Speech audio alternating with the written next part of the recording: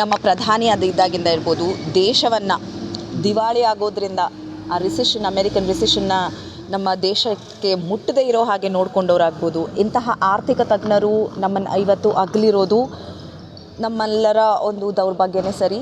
ಆದರೂ ಅವರ ಒಂದು ಕಾಂಟ್ರಿಬ್ಯೂಷನ್ ಏನಿದೆ ನಮ್ಮ ದೇಶಕ್ಕೆ, ನಮ್ಮ ಪಕ್ಷದಿಂದ ಪ್ರೈಮ್ ಮಿನಿಸ್ಟರ್ ಆಗಿದ್ದು, ನಮ್ಮ ಪಕ್ಷದಿಂದ ಫೈನಾನ್ಸ್ ಮಿನಿಸ್ಟರ್ ಆಗಿದ್ದರು, ದೇಶದ ಒಂದು ಪ್ರತಿಯೊಬ್ಬರನ್ನು ಮುಟ್ಟಿದೆ ಅವರು ಮಾಡಿರುವಂತಹ ನೀತಿಗಳು.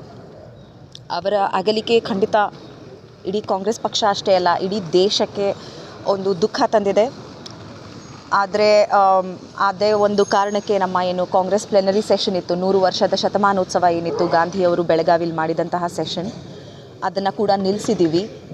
ಸಂತಾಪ ವ್ಯಕ್ತಪಡಿಸಿದ್ದಾರೆ ನಮ್ಮ ಲೀಡರ್ಸ್ ಎಲ್ಲ. ಇವತ್ತೇ ನಿನ್ನೆ ರಾತ್ರಿ ಕೂಡ ಸ್ವಲ್ಪ ಜನ ಹೋಗಿದ್ದಾರೆ, ಇವತ್ತೇ ಸ್ಪೆಷಲ್ ಫ್ಲೈಟಲ್ಲಿ ಡೆಲ್ಲಿಗೆ ಕೂಡ ಹೋಗಿದ್ದಾರೆ. ಇಷ್ಟು ಹೇಳೋಕ್ಕೆ ಇಷ್ಟಪಡ್ತೀನಿ. ಹೌದು ಸರ್, ಎಲ್ಲ ಹೋಗ್ತಾರೆ, ಸ್ಪೆಷಲ್ ಫ್ಲೈಟಲ್ಲಿ ಹೋಗ್ತಾ ಇದ್ದಾರೆ ಡೆಲ್ಲಿಗೆ.